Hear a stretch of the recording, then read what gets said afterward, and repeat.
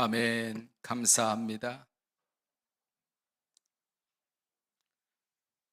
할렐루야. 5월의 마지막 주일입니다. 예배 자리에 나오신 성도들을 주님의 이름으로 환영하고 사랑하고 또 축복합니다. 예배가 뭐죠?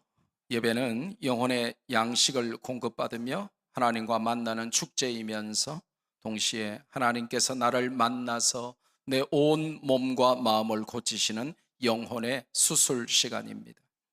영혼의 쉼이 가득하지만 쉼만 있는 것이 아니라 동시에 사명을 받고 군사로 무장되는 훈련이 있는 영적 훈련의 장입니다.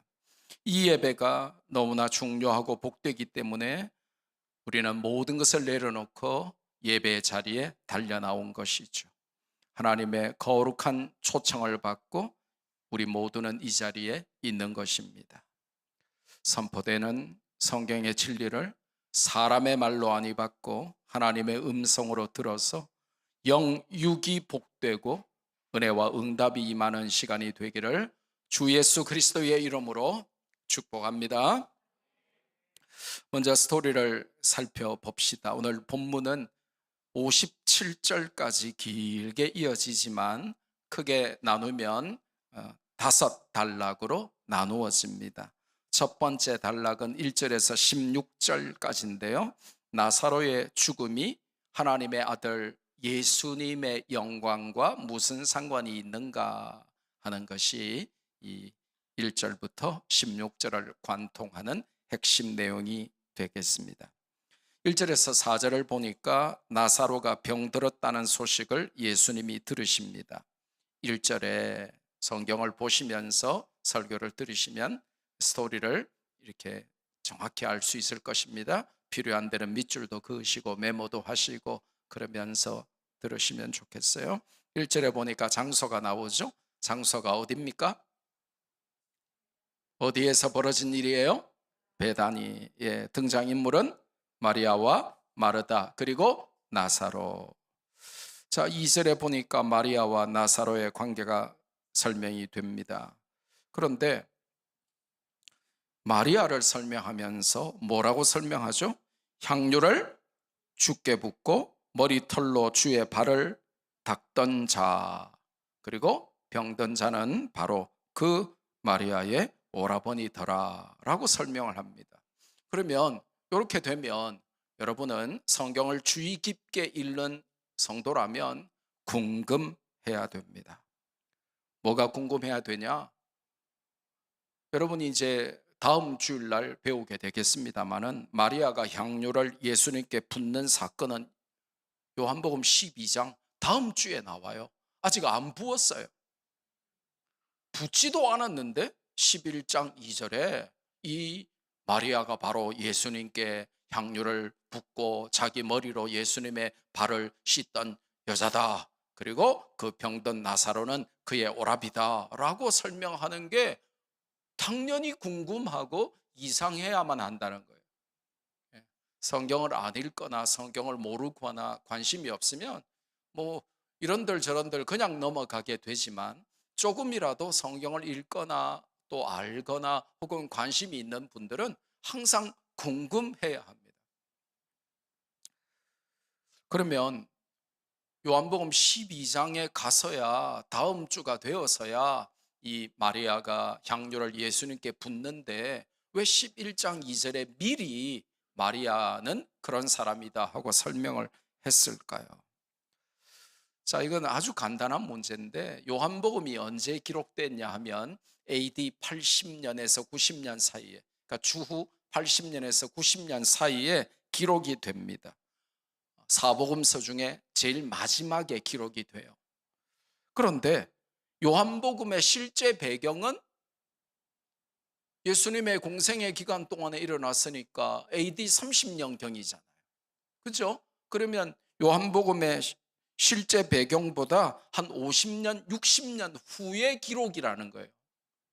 그러다 보니까 그 5, 60년이 흐르는 동안에 이 마리아가 향유를 예수님께 부었던 그 사건은 온 동네가 모든 사람들이 다 아는 유명한 사건으로 회자되고 있었던 거예요.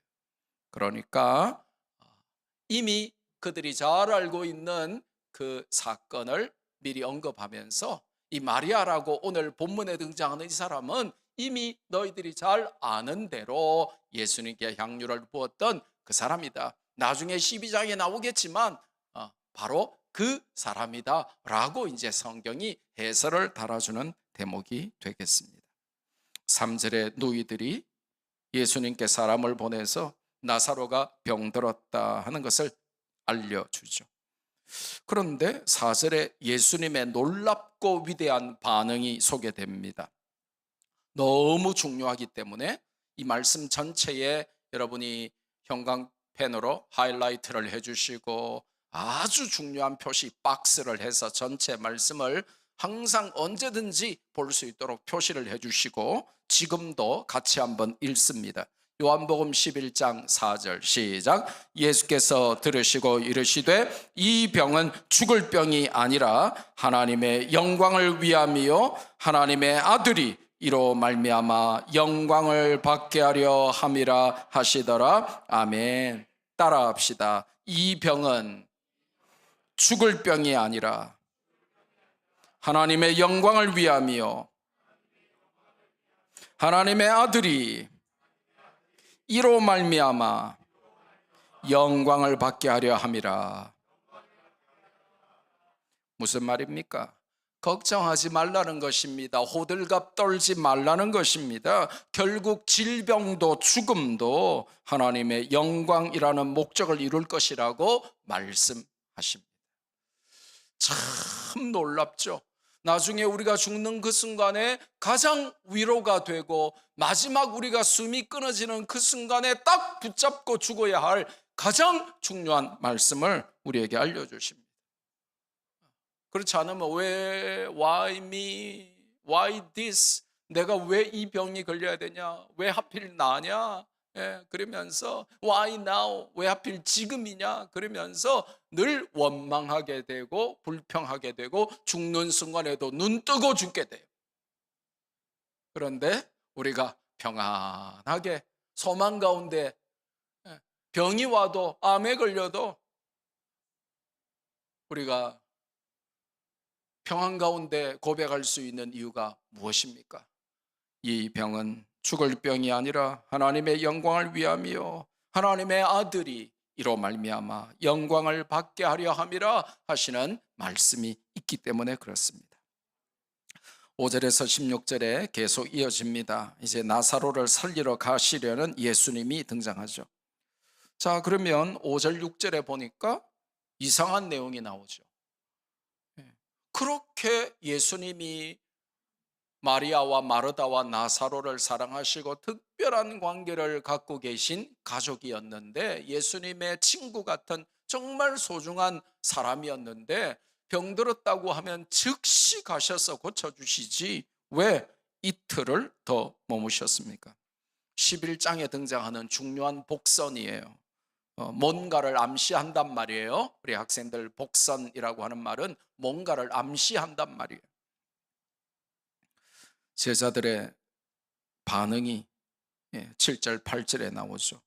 유대인들이 돌로 치려고 해서 겨우 도망왔잖아요 우리. 근데 돌로 치려고 하는 사람들이 버글버글한 그곳에 우리가 또 가야 됩니까?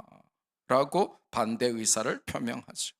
그러자 예수님은 9절에서 10절에 생각해봐라. 밤과 낮을 한번 구별해봐라. 낮이 12시간 아니냐.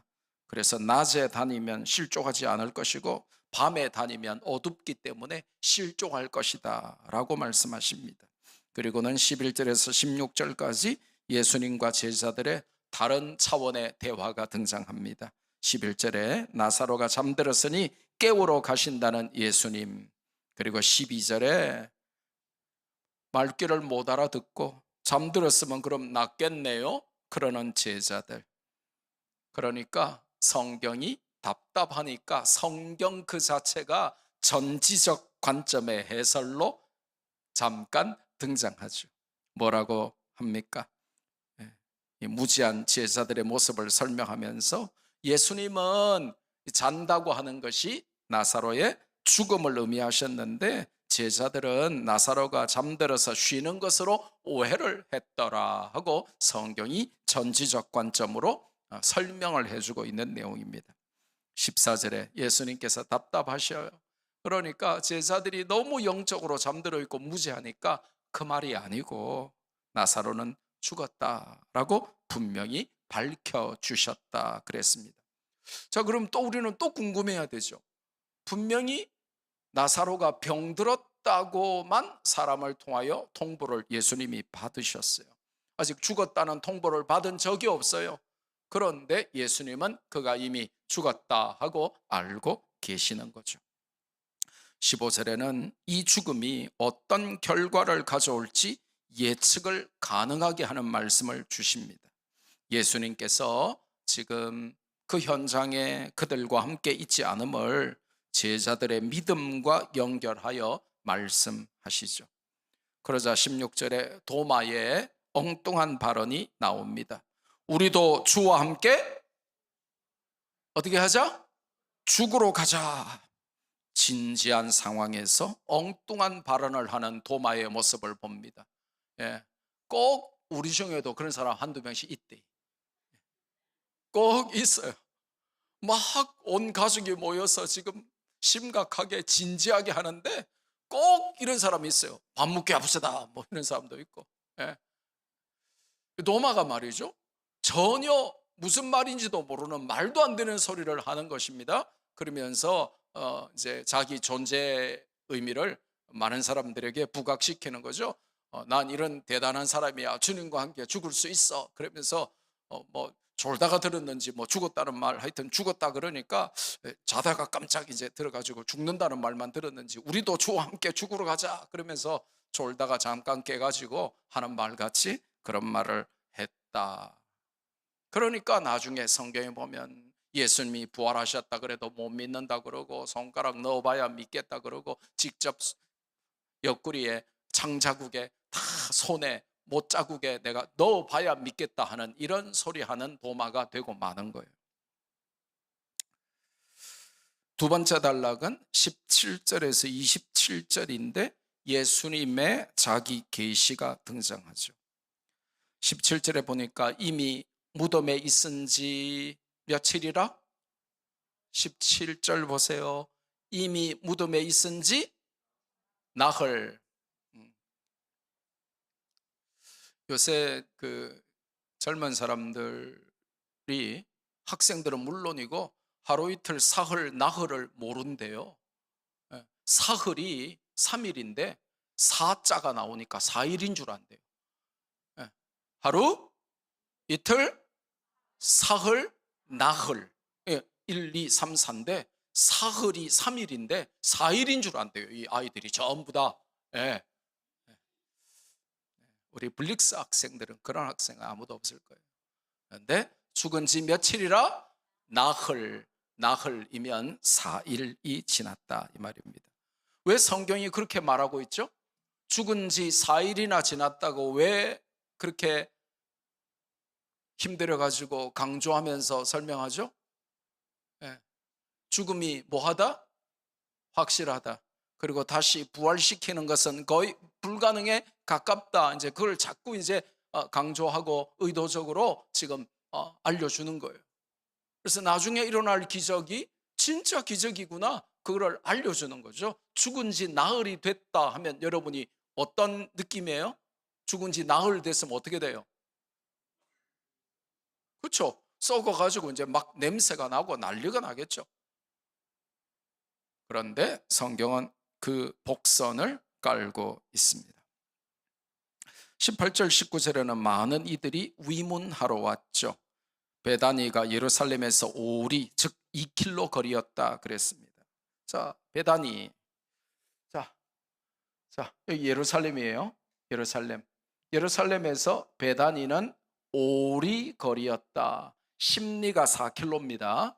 우리 또 젊은 사람들은 1, 2, 1이 이런 것도 모르죠, 그죠? 심리가 4km니까 오리 떨어졌다 이 말은 몇 킬로? 2km. 그러니까 예루살렘에서 베다니까지 2km 정도 거리에 있었다라고 성경이 알려줍니다. 그러니까 예루살렘에 있는 많은 사람들이, 수많은 사람들이 위로하러 왔다, 이제 그렇게 말하죠. 복음서를 전체를 보면 예수님은 낮에는 예루살렘 성전에서 가르치시고 밤에는 베다니에 가셔서 쉬셨어요.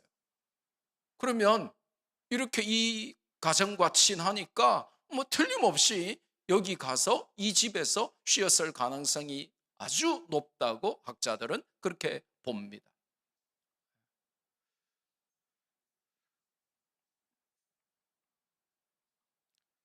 20절에는 마르다가 예수님을 영접하는 내용이 나오죠. 그럼 왜 믿음 더 좋은 마리아는 집에 있고, 예, 왜 행동대장, 몸이 빠른 마르다만 갔냐?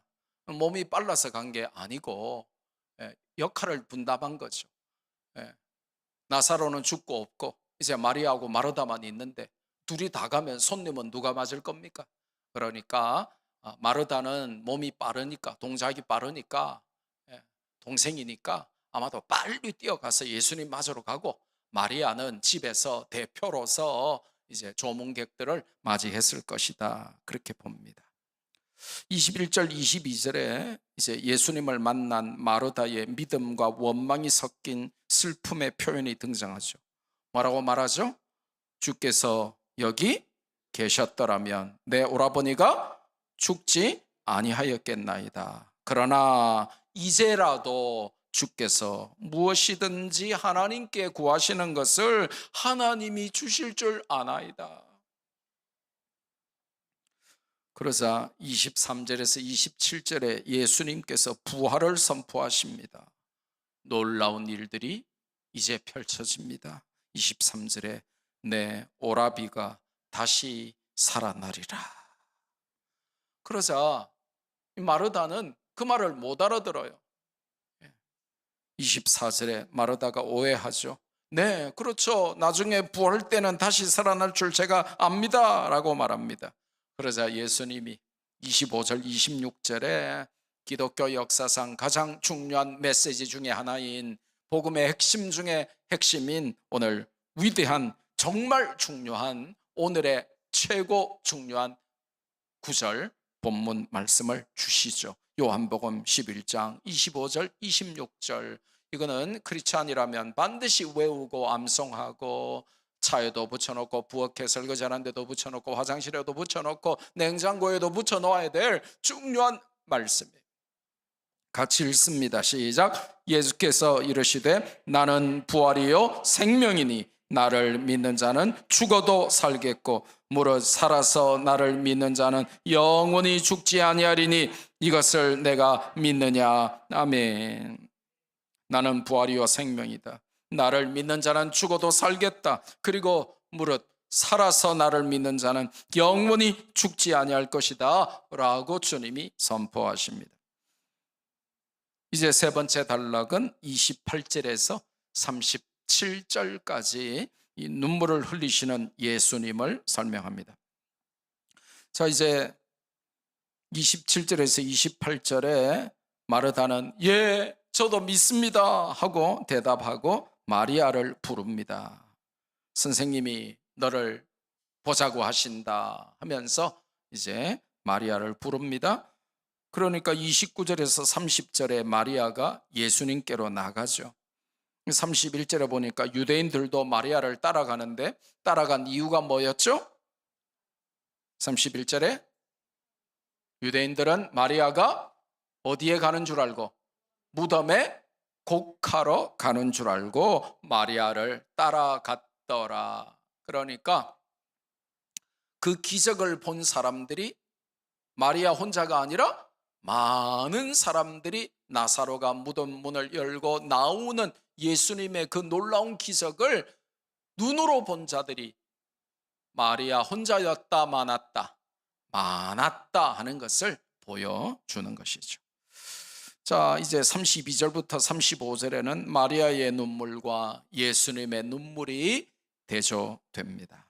32절에 마르다처럼 마리아도 예수님 만나자마자 원망과 믿음이 섞인 그 한마디를 하죠. 마르다하고 똑같은 말을 해요.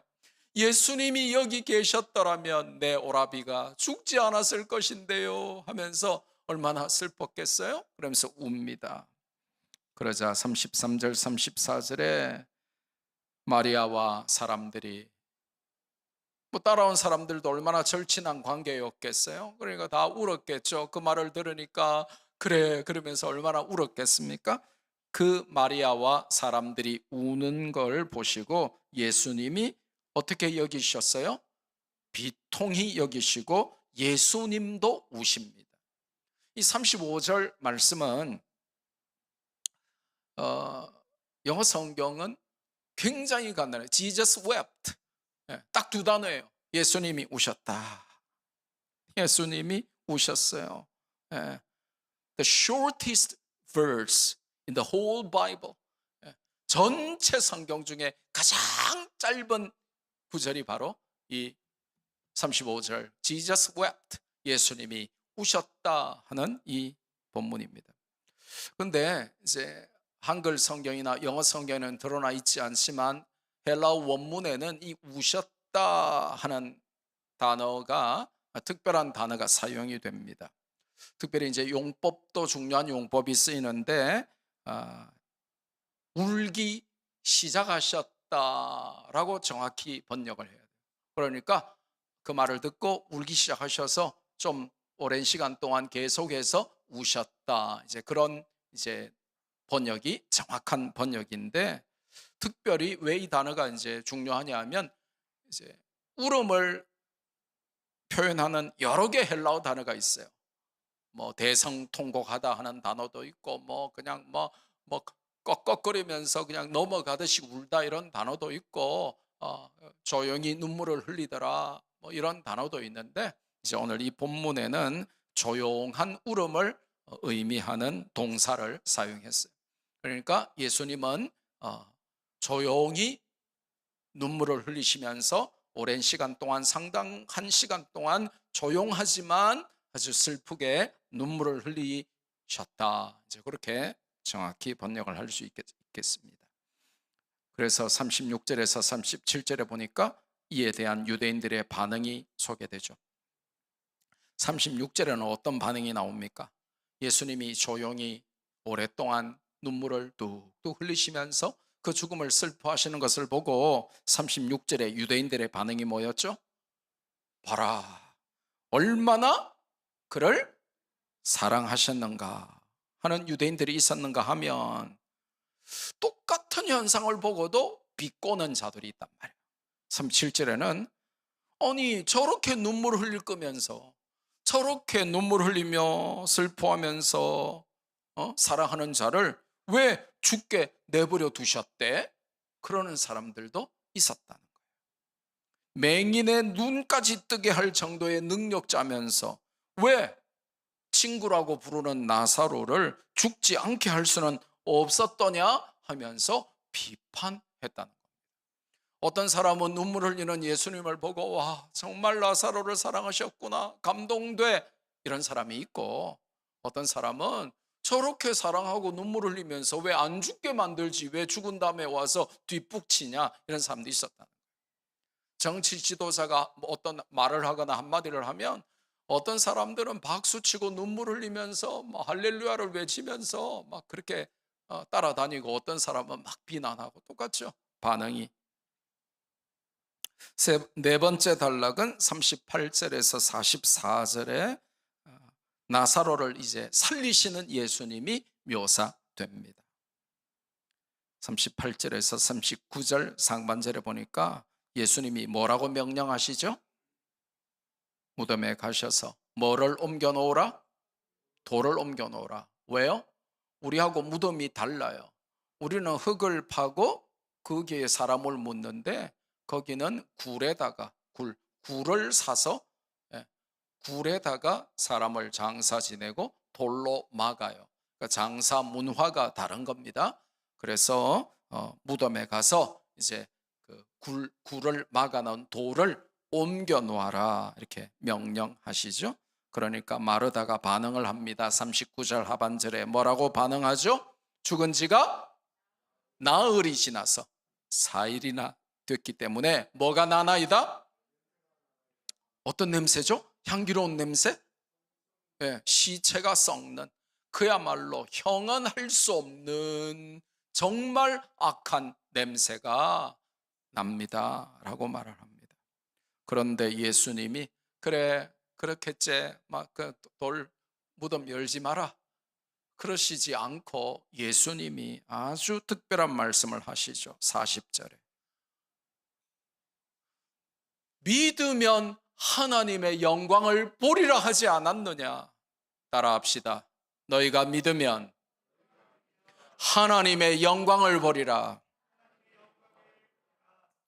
그리고는 기도하시죠. 그리고 나사로를 부르십니다. 그게 41절에서 43절입니다. 뭐라고 부르십니까? 나사로야 나오라. Lazarus come out. 나사로야 come out of the cave. come out of the tomb. 그 무덤 동굴에서 come out 나오너라 하고 예수님이 선포하십니다. 그러자 44절에 어떻게 됐죠? 나사로가 다시 살아납니다. 그런데 44절의 묘사가 너무 사실적인데 리얼한데 동시에 샤킹하죠. 충격적인 모습으로 무덤에서 나온 나사로. 중국 사람들 좋아하는 강씨를 생각하면 딱 맞아요. 성경 여러분 자세히 보세요. 수족은 어떻게 돼 있어요? 베옷으로. 영어 성경에 보면 굉장히 쉽게 돼 있어요. wrap 돼 있다 그랬어요. wrap 돼 있다 그랬어요. wrap이 뭐예요? 부엌에서 그 투명 비닐 돌돌돌돌 많은 그 랩으로 돌돌만, 그러니까 손과 발을 죽었으니까 베옷으로 배로 돌돌 말아가지고 미라 상태로 해놨다 이 말입니다. 근데 미라가 손과 발을 돌돌 말아서 영어 성경에 랩했다고 했으니까 랩이 돼 있는 상태니까 걸어 나올 수 있겠어요? 걸어 나옵니까? 다리를 돌돌 말아놨는데 그럼 어떻게 나오겠어요? 통통 튀어나오겠죠.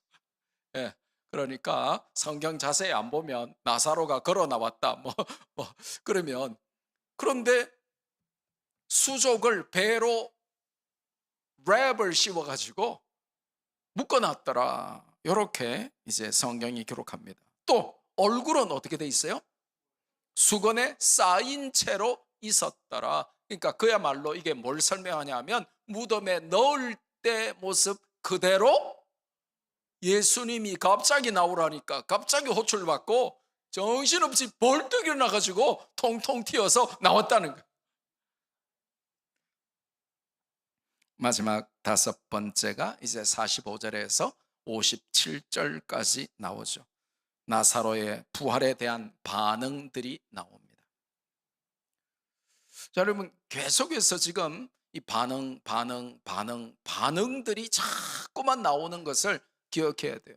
그리고 이게 우리가 나중에 교훈 받을 때 굉장히 중요해요.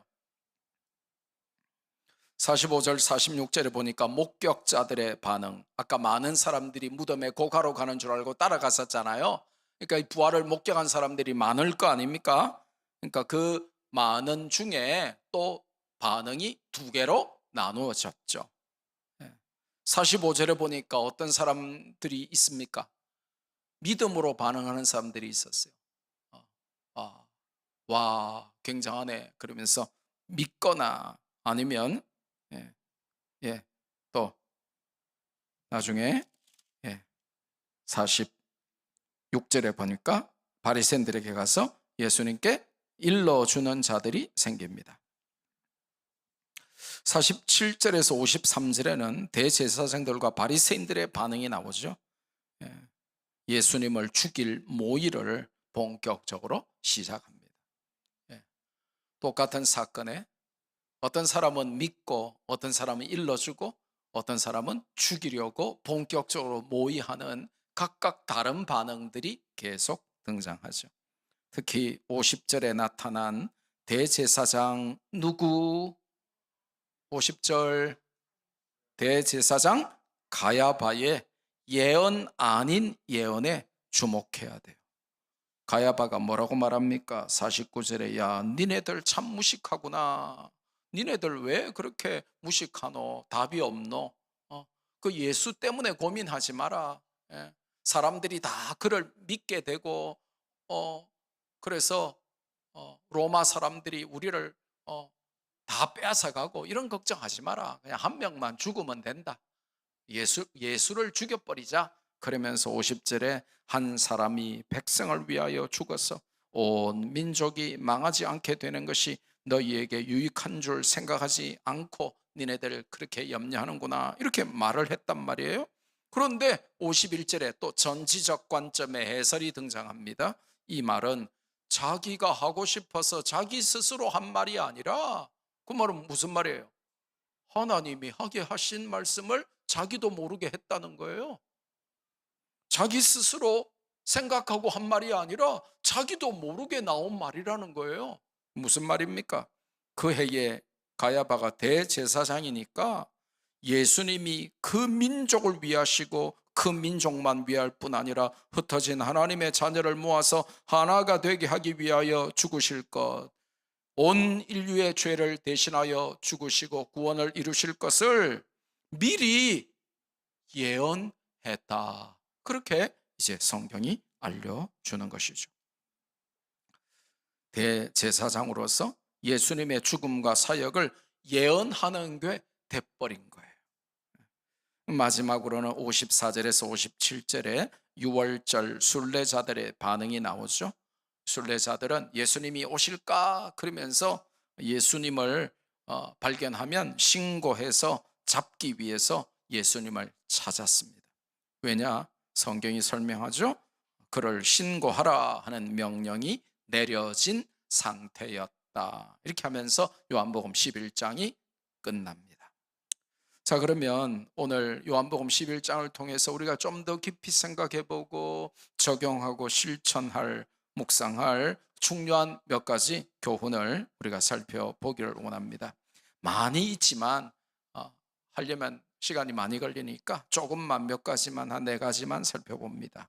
첫째로 오늘 이 본문을 통해서 우리가 배울 수 있는 굉장히 중요한 교훈이 있어요. 그거는 사람의 타이밍과 하나님의 타이밍이 다를 수 있다 하는 것입니다. 다를 때가 훨씬 많겠죠. 사람이 생각하는 타이밍, 시간표, 이거와 하나님의 시간표는 다르다. 그거를 우리가 알 수 있어야 한다는 것입니다. 자, 6절에 보니까 나사로가 병들었다 함을 들으시고 그 계시던 곳에 이틀을 더 유하셨다라고 성경이 강조해서 알려줄 때는, 복선을 깔 때는 나중에 의미하려고 하는 중요한 포인트가 있다라고 제가 말씀을 드렸죠. Why not moved at once? 왜 즉시 예수님이 움직이지 않으시고 빨리 가서 살려주지 않으시고 느릿느릿 일부러 그러는 것처럼 이틀이나 거기서 볼일 다 보시고 이제 출발을 하시냔 말이에요. 이해할 수 없는 행동을 하십니다. 한시가 급한데 말이죠. 또 17절에 보니까 이제 아마 기별 온 것도 또 죽은 지도 이제 4일이 지나서 17절에 보니까 나사로가 무덤에 있은 지 이미 나흘이라, 이렇게 또 성경이 설명합니다. 우리가 인간적으로 보면 이거는 늦어도 너무 늦은 거죠. 이 본문이 말씀하시려고 하는 게 이런 겁니다. 사람의 타이밍과 하나님의 타이밍은 안 맞을 때가 더 많고 전혀 다를 수 있다는 것입니다. 사람이 보는 시간표와 하나님의 시간표는 다릅니다. 사람이 생각하는 타이밍의 빠르고 늦음과 하나님의 타이밍은 전혀 다를 수 있다는 것입니다. 내가 볼 때는 지금이야 라고 생각되지만 하나님께서는 not yet, 아직 아니야 라고 말씀하시며 기다리라고 요구하실 수 있다는 것입니다. 인간적으로 보면 그럴 때 우리는 기회를 놓친 것 같고 늦어도 한참 늦어버린 것 같은데, 하나님은 아직 아니야, 혹은 이제 됐어 라고 말씀하실 수도 있다는 것입니다. 하나님은 전지전능하시고 우리는 한 치 앞도 못 보는 연약하고 어리석은 인간이기 때문에 타이밍은 내가 결정하는 것이 아님을 명심해야 됩니다. 이걸 믿음으로 받아들이지 못하면 한평생 내가 타이밍을 정하려고 하다가 인생 망치는 겁니다. 저는 그런 사람들 너무 많이 봤습니다. 하나님의 타이밍은 지금이 아닌데 내가 자꾸 왜 지금 취직이 안 되지, 취업이 안 되지, 왜 나는 지금 백수여야 하지, 그러다가 조급하다가 실망하고 낙심하고 분노하고 좌절하고 생명을 끊는 사람도 있고 말이죠. 왜냐하면 하나님은 한 달 후에, 두 달 후에 인생 직장을 주실 건데 그걸 못 기다리는 거예요. 내 시간표를 정해놓으니까 그래요. 예. 마음 편하게 하나님의 시간표를 나는 따라갈 거야, 그러면 얼마나 마음이 편하겠어요. 근데 인간은 그 안에 있는 탐심과 의심과 불신앙 때문에 하나님의 시간표를 인정을 안 해요. 내가 시간표를 정하는 줄 알아요. 제가 어릴 때 특기가 시간표 짜기였어요. 방학 숙제 날마다 상 받았어요. 예, 우리 신 목사님이 쭉 초등학교 때 같은 반이었는데, 예, 제가 상 휩쓸었어요. 무슨 상이냐? 방학 동안에 이렇게 방학 계획표 내는 그 숙제 있어요. 방학 계획표 완벽하게 짜가지고 다른 애들은 동그라미 조그맣게 해가지고 이렇게 하는데 저는 이따만하게 도화지 하나에 방학 계획표 딱 짜가지고 새벽 5시에 일어나가지고 동삼동 바닷가 달리기, 모래사장 가서 장단지 키우기 이런 것부터 시작해가지고 해가지고 하여튼 30분 단위로 1시간 단위로 시간표 얼마나 잘 짠지 몰라요. 근데 you know what? 방학 끝나기 이틀 전에 보면 숙제도 거의 안 돼 있고 계획표대로 살았을까요? 못 살았을까요? 예, 축구한다고 방학 내내 축구한다고, 예, 시간표대로 하나도 안 했어. 그런데 짜기는 엄청 잘 짜. 여러분, 인생의 시간표를 내가 짜려고 하는 인생보다 피곤한 인생이 없어요. 예. 우리 청년들 취직 안 되죠? 예. 초조해하지 마세요.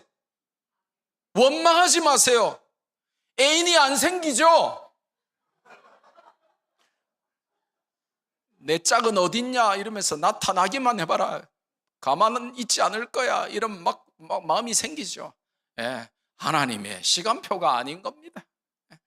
내 시간표는 틀릴 수가 있는데 하나님의 시간표는 틀릴 수가 없어요. 내가 시간표를 짜기 때문에 왜 사업이 안 되냐? 예, 아직까지는 안 되고 쫄딱 망해야 내가 정신 차리거든. 예, 그래야 1년 후에 2년 후에 돼야 좀 인간 되거든. 그러니까 하나님의 시간표가 완벽한 거예요.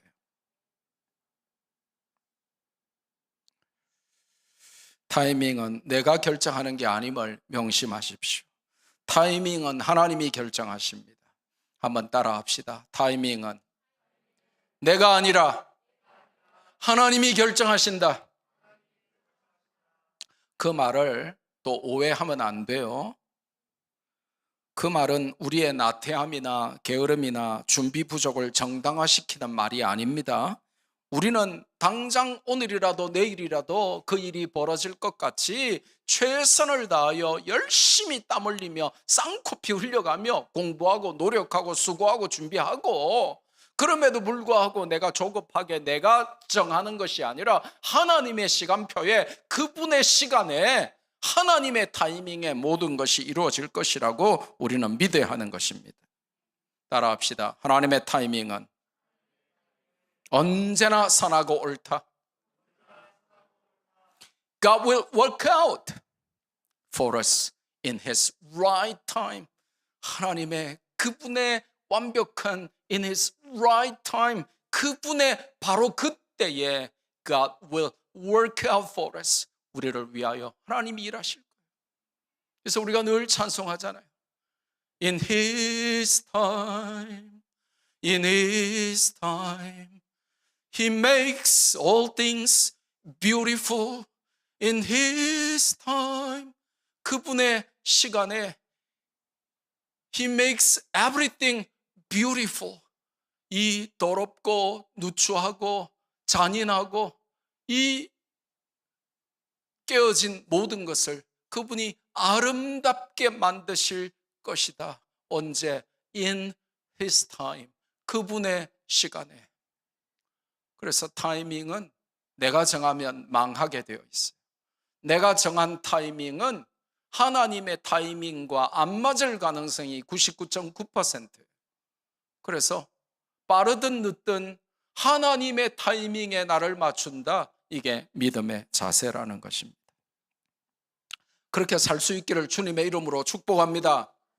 그렇지 않고 내가 타이밍을 자꾸 주장하면 인생이 피곤해져요. 분노로 가득하게 돼요. 좌절로 가득하게 돼요. 뭐냐? 지금쯤이면 뭔가 이루어야 되는데 왜 없냐 이거예요. 하나님의 타이밍을 인정하지 않는 자세가 되어서 그래요. 그래서 하나님의 타이밍을 알고 믿으면 인생이 편안해집니다.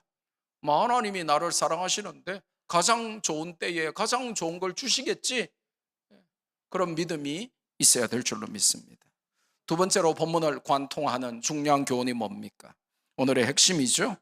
예수님은 부활이요 생명이다 하는 것입니다. 혹시 여러분은 어느 날 문득 죽음의 공포가 나를 짓눌러서 불면의 밤을 지새워 본 적이 있습니까? 죽음이라고 하는 불청객이 어느 날 갑자기 나를 찾아와서 사랑하는 자들로부터 나를 끌고 갈 것이고 나는 사람들의 기억 속에서 망각의 존재가 될 것이라는 두려움이 여러분을 사로잡은 적은 없습니까? 혹은 사랑하는 사람의 죽음을 도무지 받아들이지 못하고 과도한 충격과 슬픔으로 세월을 보낸 적은 없습니까? 본문은 거기에 대한 놀라운 답을 주고 있어요. 본문에는 예수님께서 요한복음에 등장하는 7개의 자기 선언 중에 오늘은 5번째, 나는 부활이요 생명이다 라고 선언하시는 내용이 나오죠. 그러면서 나를 믿는 자는 하고 선언하십니다. 이 믿는 자는 이라고 번역된 헬라어 단어 피스투온이라고 하는 표현은 믿다 하는 이 단어의 현재 분사입니다. 정확히 번역하면 계속해서 나를 믿는 자는 이 말입니다. 비록 그가 육신적으로 죽어도 영적 생명이 그 안에 있으므로 죽은 것이 아니고 살아있는 것이고 육신적으로는 죽어도 살겠다 하는 것입니다. 특별히 살겠고라고 번역된 헬라어 단어 제세타이라고 하는 단어는 이제 헬라어 용법 중에 미래 중간태 어법인데 이게 뭐냐면 그 생명이 미래에도 계속해서 끊임없이 계속 지속될 것임을 알려줘요. 육신적으로는 죽어도 영적으로는 영원히 살 것이기 때문에 죽음은 성도들에게 두려운 것이 아닙니다. 그리고 주님이 재림하시는 그때에 우리 죽은 몸이 다시 육체로도 부활하여 우리의 부활은 영과 육이 완전한 상태로 주님을 만나게 되는 것입니다. 육신의 죽음은 피할 수 없는 것이지만 우리는 부활의 소망이 있기 때문에 우리를 죽음에서 살리실 주님을 바라보면서 죽음을 두려워하지 않고 소망 중에 살 수 있는 것이죠. 죽음이 나와 사랑하는 사람들을 갈라놓는 것처럼 보일 그때 우리는 두려움과 공포와 슬픔 가운데만 사로잡혀 있을 것이 아니라 부활이요 생명이신 예수님을 기억하면서 감사와 찬송으로 죽음을 이겨야 되는 거죠. 그래서 우리 부모님이 돌아가실 때 얼마나 슬프겠어요. 그런데 이 말씀을 모르면, 제가 이제 담임 목사 20몇 년 하면서 제가 보니까요, 장례 집례를 얼마나 많이 했겠어요. 제가 전에 담임하던 교회는 할머니로 충만한 할머니 가득한 교회였기 때문에 1년에 돌아가시는 할머니들이 얼마나 많았겠어요. 거기서 7년 하고 얼마를 더 담임했기 때문에 돌아가신 분, 제가 장례 치른 것만 해도 얼마나 많겠어요. 근데요, 이렇게 보면 장례 현장에서 믿음이 있는지 없는지가 탁 드러나거든요. 대부분의 자녀들은, 믿음의 좋은 자녀들은 평상시에 이제 부모님과 좋은 관계를 맺고 또 부활의 신앙을 가지기 때문에 절제하는 슬픔으로 절제미 가득하게 장래 가운데 아주 믿음을 드러내면서, 그러나 소망 가운데 슬픔을 참아요. 근데 평상시에 절대 찾아오지도 연락하지도 용돈 주지도 않고 괴롭히고 부모 무시하던 것들이 꼭 무덤에 뛰어들더라니까요. 마지막에 이렇게 관 내리면요, 막 뛰어들어가요. 막 그러면서 나도 묻힐래 이러면서. 평상시에 잘하지 말이에요. 꼭 불효막심한 그런 자들이 무덤에 같이 들어간다니까요. 그 무덤에 들어갈 정신으로 살아계실 때 잘하지 말이에요. 근데 왜 이런 행동을 하냐? 불효막심한 게 기억이 나는 거예요. 근데 지금 부모님은 이제 돌아가셨단 말이에요. 그러니까 믿음도 없고 신앙도 없고 부활의 소망이 없으니까 무덤에 뛰어들겠다고 막 삽질해가지고 흙 퍼놓고 있는데 그 관 속에 막 뛰어내려가고 막 그러는 거죠. 본인은 진정성이 있는지 몰라도 지켜보는 사람들은 웃기는 거죠. 쇼하는 거죠. 평상시에 잘하지 말이에요. 그게 이제 부모는 그렇게 믿음으로 살다가 돌아가셨는데 자식들의 믿음이 없다 보니까, 부활의 소망이 없다 보니까, 나는 부활이요 생명이니 하는 주님을 안 믿으니까 땅에서의 이별이 끝인 줄 아니까 그렇게 무덤에 같이 묻히겠다는 쇼를 하게 되는 것입니다. 세 번째로, 오늘 본문을 관통하는 중요한 교훈이 무엇입니까? 믿음과 순종의 결과는 하나님의 영광을 본다 하는 것입니다. 요한복음을 통해서 계속해서 하나님의 의도가 반복돼요. 여러분, 요한복음 2장에 어떤 기적이 일어나죠? 예수님의 첫 번째 기적이 뭐죠? 물로 포도주를 만드는 기적을 한번 기억해 봅시다. 자, 물을 부어서 포도주라고 하면서 갖다 줘라. 그 말이 됩니까? Does it make any sense? 말 안 되잖아요. 물을 부어가지고 이거 포도주라고 하고 갖다 줘라 그러면 얼마나 웃깁니까? 물을 붓는 하인들도 이거 물인 줄 알고, 사람들이 마시면서도 이거 물인 줄 알 건데 얼마나 doesn't make any sense, 말도 안 되는 소리를 하는 거죠. 우리라면 이해가 되겠습니까? 우리라면 순종했겠습니까? 뭐 투덜댔겠죠. 그리고 뭐 항변했겠죠. 그런데 순종했더니 어떻게 됐죠? 기적이 일어나고 하나님의 영광이 드러났습니다. 요한복음 5장에 또 어떤 기적이 일어납니까? 38년 된 병자에게 일어나서 너의 돗자리를 들고 걸어가라, 그렇게 하셨을 때 우리 같으면 즉시 순종했겠습니까? 의심하고 주저할 수 있지 않았겠어요? 아니면 예수님께 대들면서 지금 나를 놀리는 거냐? 내가 38년 동안 누워 있었는데 아무도 나를 일으켜주는 자도 없었는데 지금 나를 놀리는 거냐라고 화를 낼 수도 있지 않았을까요? 그런데 순종했더니 하나님의 영광을 보았습니다. 요한복음 6장에는 어떤 기적이 일어납니까? 오병이어의 기적이 일어나죠. 5,000명이 먹고 12강주리가 남았을 때 1인분, 어린아이가 먹기에도 모자란 1인분 식사로 그렇게 많은 사람들이 배불리 먹고도 남을 수 있을 것이라고 누가 상상이나 했겠습니까? 혼자 먹기에도 모자라는 분량인데 말이에요. 하지만 그걸 순종해서 내놨을 때 하나님의 영광이 나타났다는 거예요. 요한복음 9장에는 우리가 지금까지 배운 걸 계속 복습하고 있는 거예요. 어떤 기적이 일어났습니까? 나면서부터 맹인이 되어 구걸하던 자에게 예수님께서 침을 뱉어 진흙을 이겨 눈에 바르시고 무슨 연못에 가서 씻으라? 실로암 연못에 가서 씻으라 했을 때 우리 같으면 가만히 있었겠습니까? 온갖 불평과 항의를 하지 않았겠습니까?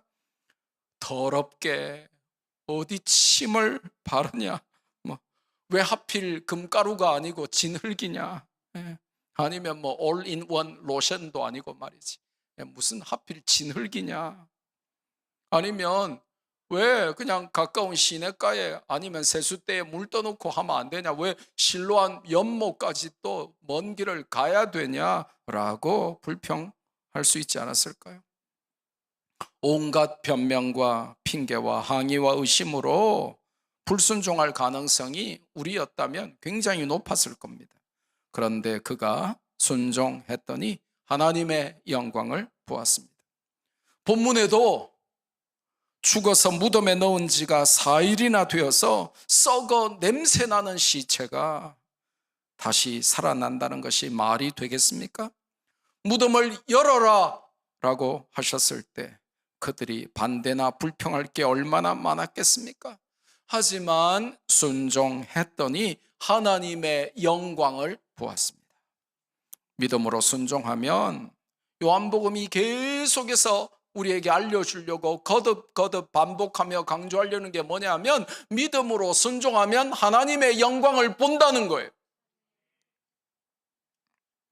담백하고 즉각적인 순종은 믿음의 결과물입니다. 믿음 없는 사람은요 1분만 대화해보면 압니다. 항상 변명해요.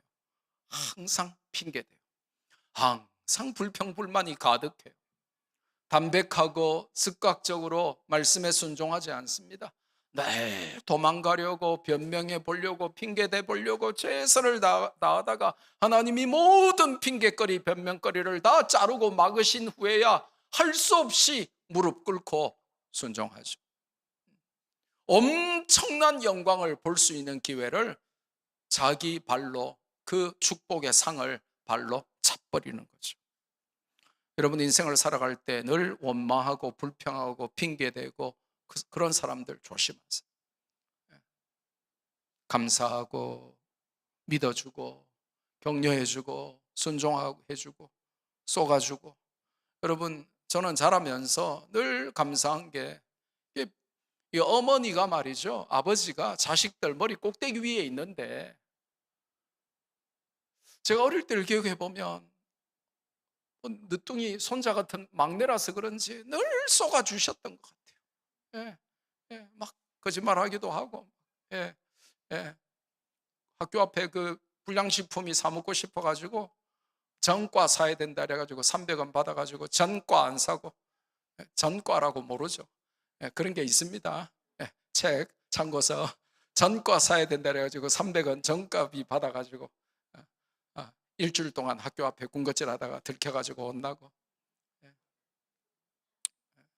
근데 알면서도 쏘가주셨던 것 같아요. 여러분 우리가 인생을 살면서 따지고 분노하고 원망하고 늘 핑계대고 변명하고 이런 사람들 조심해야 돼요. 말씀이 특별히 임할 때 하나님의 말씀 앞에 담백하고 즉각적으로 순종하는 게 이게 얼마나 놀라운 축복이고 믿음의 표현인지 우리는 알 수 있어야 합니다. 이런 순종은 믿음의 결과물입니다. 순종이 그냥 되는 게 아니에요. 믿음 없는 순종은 없거든요. 그러니까 믿음이 없으면 말씀 앞에 자꾸 변명하고 핑계만 돼요. 그리고 기쁨으로 순종이 안 돼요. 짜증내며 원망하며 눈물 흘리며 할 수 없이 순종하죠. 예를 들어서 주일날 아침에 부모가 깨워서 주일이니까 교회 가자 그러면 믿음이 있으면 자다가도 벌떡 일어나서 샤워하고 옷 갈아입고 교회에 오겠죠. 근데 믿음이 없으면요 엄마가 부르다 기절해도 안 일어납니다. 마지못해 일어나서 짜증내면서 화내면서 교회 오는 내내 화내면서 불평하면서 입이 이만큼 튀어나가지고 인간 됐다 우리 됐다 하면서 투더리 스머프로 변신해가지고 할 수 없이 나오죠. 그건 순종이 아닌 겁니다. 즉각적인 순종, 담백한 순종, 변명 없고 핑계 없는 순종은 믿음의 산물입니다. 그래서 순종은 아무나 할 수 없는 거예요. 믿음이 있는 사람만 할 수 있습니다. 그리고 믿음으로 말미암는 순종은 반드시 뭐로 귀결이 된다고요? 하나님의 영광, the glory of God, 하나님의 영광으로 귀결이 된단 말이에요. 여러분 인생에서 하나님의 찬란한 영광을 보고 싶습니까? 하나님께 영광 돌리며 그 하나님의 영광을 보며 살고 싶으십니까? 간단합니다. 믿음으로 순종해 보십시오. 변명 없는 순종, 담백한 순종, 즉각적인 순종, 마지못한 순종이 아니라 변명과 핑계의 유혹을 물리치고 순종해 보십시오. 자녀들을 키워보면 부모는 알아요. 부모가 이렇게 한마디 딱 하잖아요. 그러면 네? 하고 기쁘게 순종하는 자녀가 있고, 온갖 변명을 대며 핑계를 대며 울며 단식 투쟁하며 부모에게 대드는 자녀들도 있단 말이에요. 믿음으로 순종하면 하나님의 영광을 본다. 이게 요한복음 1장부터 지금 11장까지 계속 거듭거듭 성경이 강조하는 내용이에요.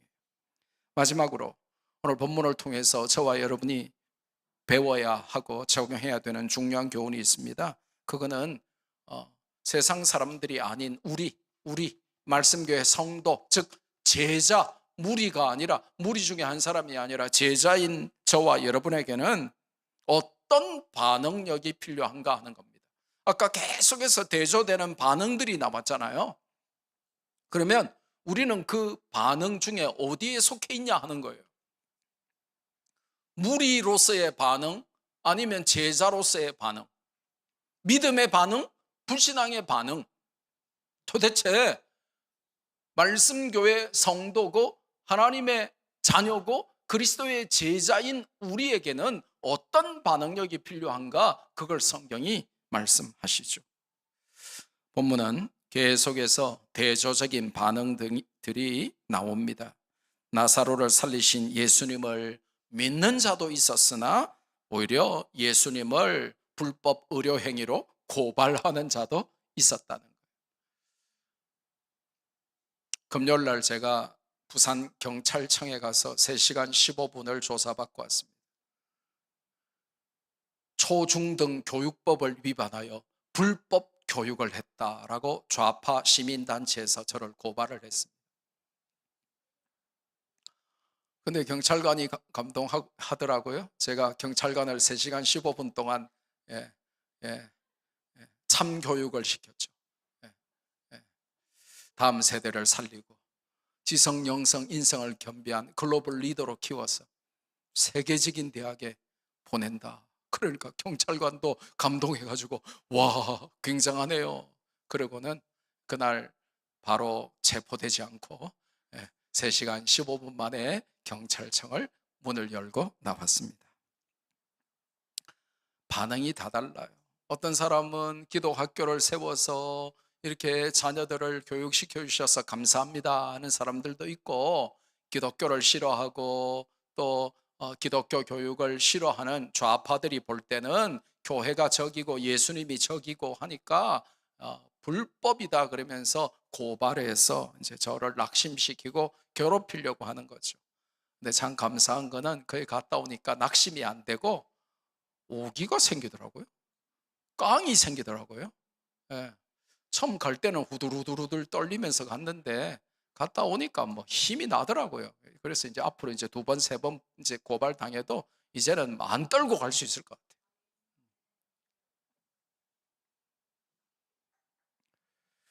대제사장들과 바리새인들은 예수님을 불러서 표창장 줘야 될 건데 죽이려고 모의를 했습니다. 그리고 사람들을 명령해서 예수님을 신고하라고 했죠. 여러분, 세상 사람들이 예수님에게 어떤 반응을 보이는가는 별로 중요하지 않아요. 그들은 불신자들이라 심지어 예수님을 십자가에 못 박으라고 외칠 수도 있기 때문입니다. 하지만 예수님을 믿는 저와 여러분 제자들의 반응은 달라야 한다는 것입니다. 그건 중요하다는 것입니다. 예수님을 믿는 제자들인 우리에게는 의심이나 불평이 아니라 믿음의 반응력이 요구된다는 것입니다. 제자들은 예수님께서 유대로 다시 가자, 나사로 살리러 가야 된다라고 하셨을 때 8절에 뭐라 그랬죠? 돌로 치려고 하는 유대인들을 상기시키면서 거부했습니다. 믿음보다는 두려움이 더 컸죠. 16절에 보면 도마는 주와 함께 죽으러 가자면서 객기와 만용으로 반응하기까지 했습니다. 예수님의 말씀에 대해서, 성경의 진리에 대해서 우리는 어떻게 반응하며 살아갑니까? 제자의 반응은 세상의 반응과 달라야 한다는 것이 오늘의 가르침입니다. 계산기 두드려보고 반응하려고 하지 마십시오. 잔머리 굴려보고 반응하려고 하지 마십시오. 나에게 어떤 이익이 있는지 유익한지 먼저 다 계산해 본 다음에 말씀 앞에 순종하려고 하지 마십시오. 사람들의 평가와 판단을 다 들어보고 사람들의 카운셀링 해본 다음에 순종할 것인지 말 것인지 판단하려고 하는 그런 불신자의 삶을 살지 마십시오.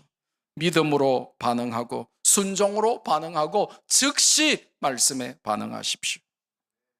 예수님은 우리에게 무리들 중에 한 사람의 반응을 요구하시는 것이 아니라 제자로서의 반응을 요구하신다. 이게 오늘 행간에 깔려있는 요한복음 11장의 메시지입니다. 우리는 예수님께 제자로서 반응하며 살아가고 있는가, 그거를 요한복음 11장에 등장하는 사람들의 반응을 읽고 들으면서 우리 자신에게 적용해야 한다. 이게 요한복음 11장을 관통하는 메시지입니다. 기도하겠습니다.